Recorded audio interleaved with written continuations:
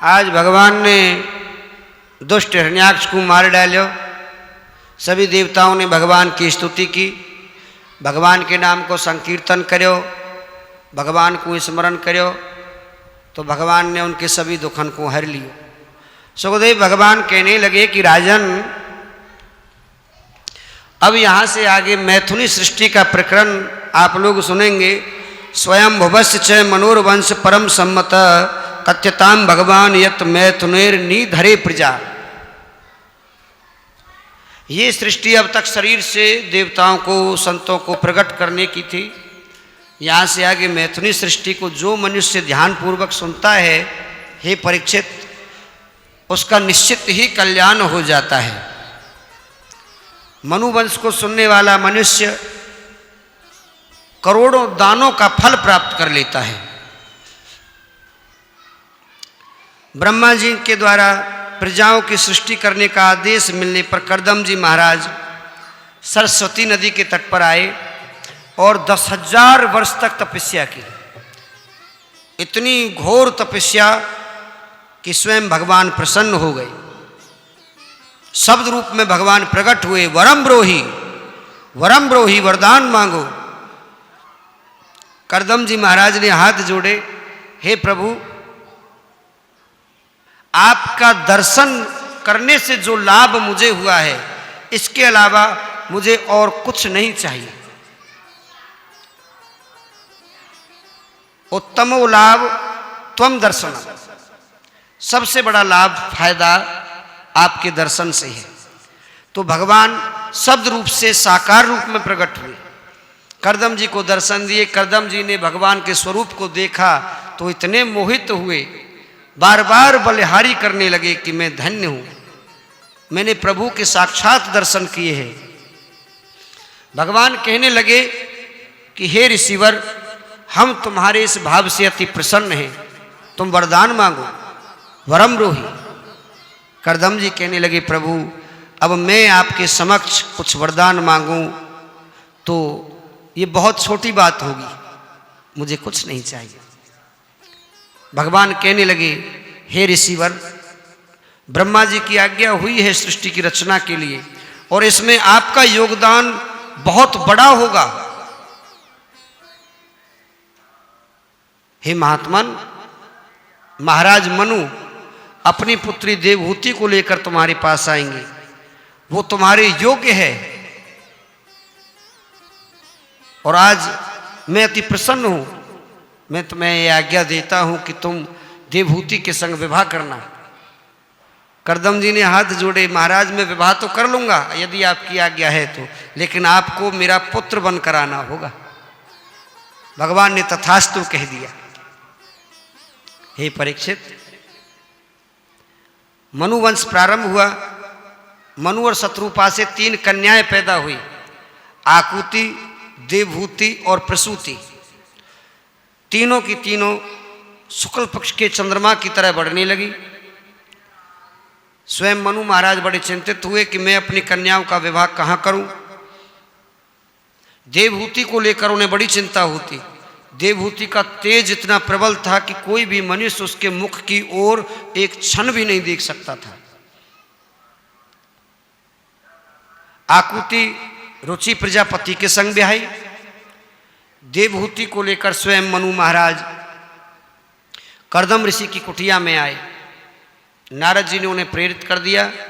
देवहूति मन ही मन ये जान चुकी थी कि मेरे पति परम श्रेष्ठ संत कर्दम जी होंगे, तो प्रसन्न होकर अपने पति के घर चली।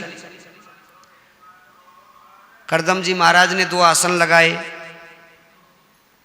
दोनों का अभिवादन किया।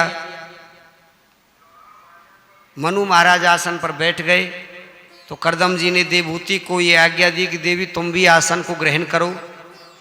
तो देवी ने पति की आज्ञा को शिरोधार्य किया।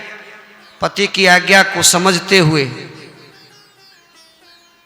उनका मान रखते हुए आसन को ग्रहण किया, लेकिन बैठी नहीं, केवल आसन पर हाथ रखा और स्वयं धरती में बैठ गई। क्योंकि जो आसन पति ने बिछाया हो उस पर स्त्री को कभी नहीं बैठना चाहिए। लेकिन अब कलयुग है, कलयुग में तो लोग उल्टा करते हैं, पति आसन लगा दे तो पत्नी को नींद अच्छी आती है। आजकल की जो नई बहू हैं, हाँ, कलयुग की सारी व्यवस्था उल्टी होती चली जा रही है। मंदिर देवालयों पर लोग पहले सेवा करने के भाव से आते थे और आजकल अरे सेवा को नाम भी नहीं जानते। पहले युवा बालक जो होते थे, जवान बालक जो होते थे, वो इतना भाव रखते थे मंदिरों से, देवालयों से, साधु संतों से, और आजकल उल्टा होता चला जा रहा है। ये कलयुग के बुरे प्रभाव हैं, उसके आगमन से होने वाला दुष्प्रभाव है, और यही हमारे पतन का कारण है। आज जो हम बीमारियों को प्रकट कर रहे हैं, नई नई बीमारियां देख रहे हैं, ये हमारे सदाचार को नष्ट करने वाली बातें हैं। हमने अपनी सभ्यताओं को भुला दिया। पहले जो हमारे बुजुर्ग लोग हैं, बाबा हैं, उन्होंने उस समय को देखा है। अपनों से बड़ों का सम्मान करना, सादा खाना, सादा पहनना, कभी क्रोध नहीं करना। तो उनका जीवन आज भी 100 वर्ष की उम्र में भी, 80 वर्ष की उम्र में भी वो अच्छे हैं और सादा जीवन जी रहे हैं। लेकिन आजकल के नौजवान जो हैं, उनको देख लीजिए, उम्र 16, 18, 20, हाथ पैरों में दर्द, आंखों से दिखना कम हो गया, हाँ, बाल सफ़ेद होने लगे अभी से। ये प्रभाव है, हमने अपने सदाचार को नष्ट कर लिया, अपने खान पान को बदल लिया, शिष्टाचार को बदल दिया। छोड़ दई राम राम, छोड़ दई नमस्कार, पाए लागू सर झुकाना, ये भी तो दिया विसार। हाथ का मिलान करें, झटके मारे 3-4। आज बुजुर्गों के पैर छूना, बुजुर्गों के पैर दबाना, कभी उनके सामने ज़्यादा नहीं बोलना, बुजुर्गों के पास बैठकर अच्छी शिक्षाओं को ग्रहण करना, जब से हमने छोड़ा है तभी से इन बीमारियों ने हमको जकड़ लिया और कलयुग ने हमें अपने फंदे में डाल लिया है। मित्रों, यदि जीवन को स्वस्थ जीना है, आरोग्यता के साथ जीना है, जीवन में कुछ नया करना है, तो बुजुर्गों के पास बैठकर उनकी सेवा किया करो, संत महात्माओं की सेवा किया करो, मंदिर देवालयों पर आकर सेवा भाव दिखाया करो, काम किया करो। ईर्षा भाव को त्याग कर यदि ऐसा करते हो तो निश्चित रूप से भगवान भी मिलेंगे और अच्छी देही भी मिलेगी, शिष्टाचार भी मिलेगा और साथ में यश, मान, प्रतिष्ठा, लोगों से बड़ाई भी मिलेगी।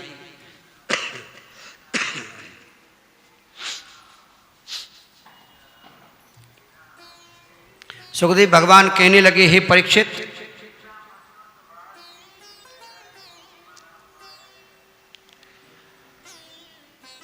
देवहूति को अंगीकार करके, पत्नी रूप में स्वीकार करके कर्दम जी महाराज तपस्या करने को चले गए।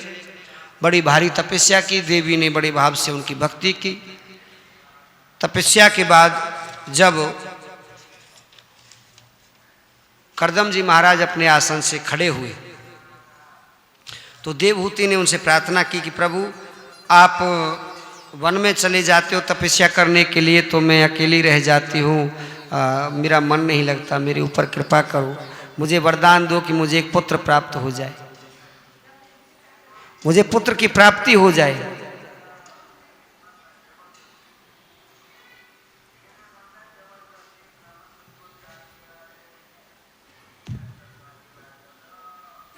कर्दम जी महाराज विचार करने लगे, देवी तुमने मेरी भी इतनी सेवा की है, सो मैं प्रसन्न होकर तुम्हें संतान का सुख अवश्य दूंगा।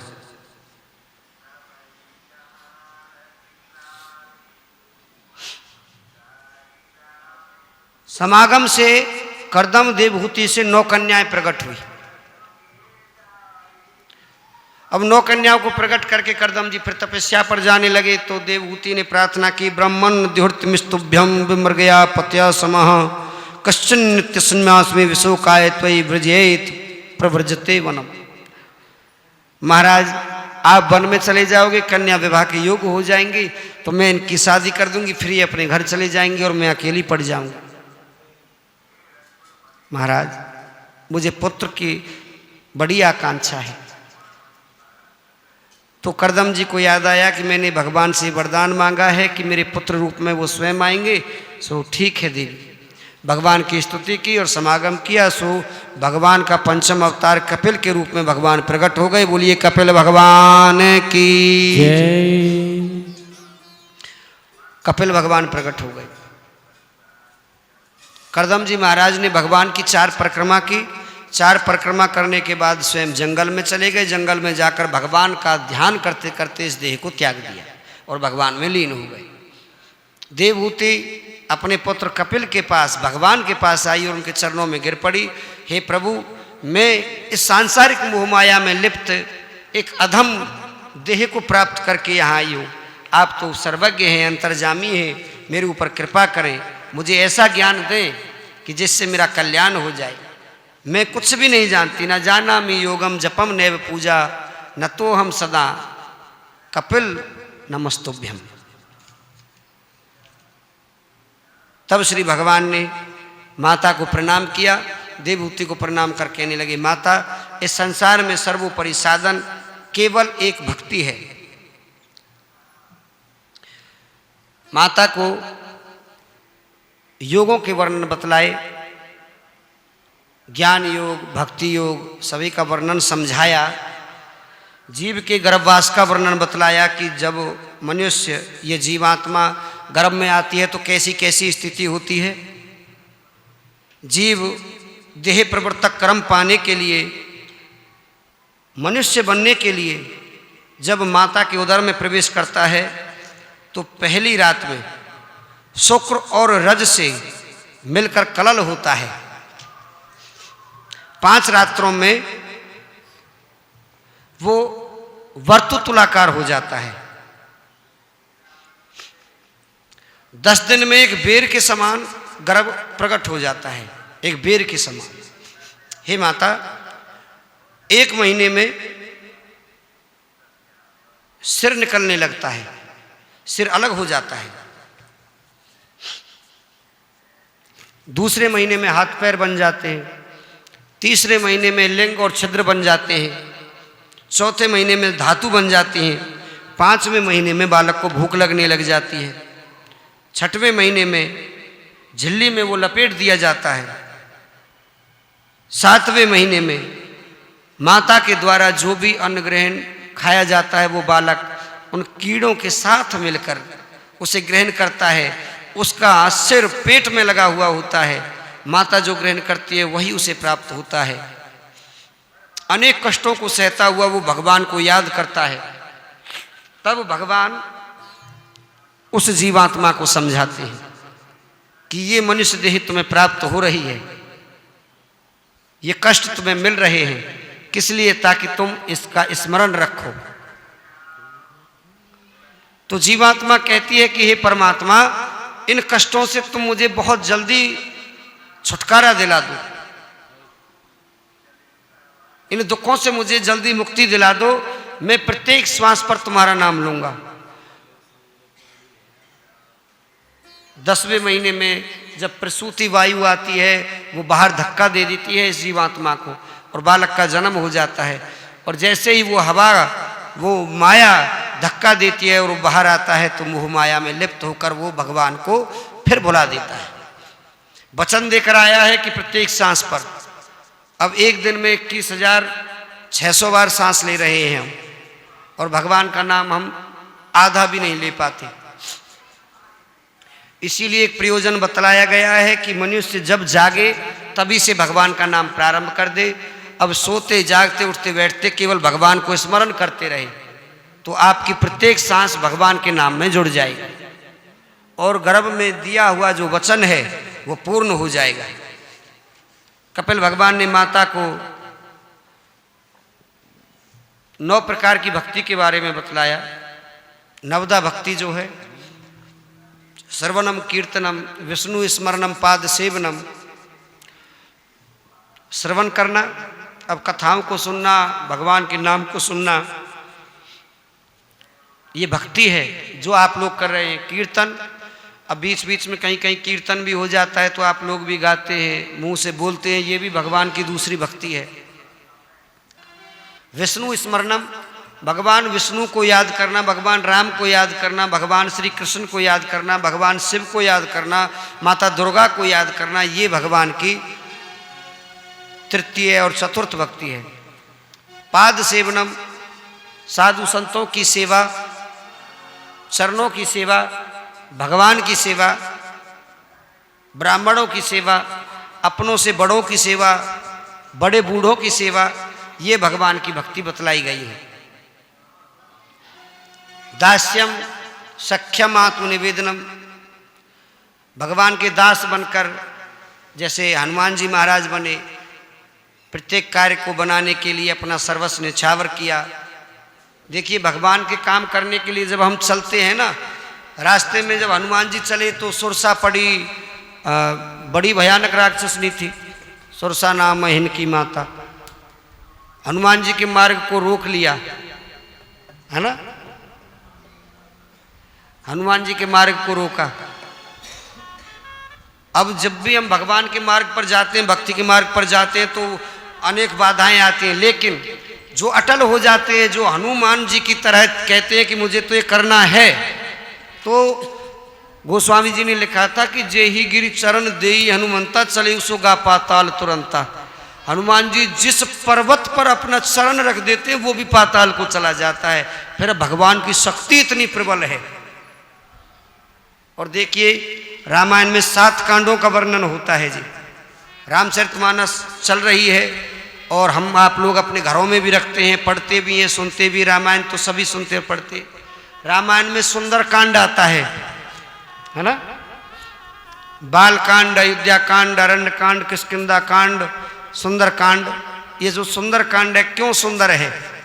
पहली चौपाई का अर्थ समझना कि जामवंत के वचन सुहाए, सुन हनुमत हृदय अति भाई।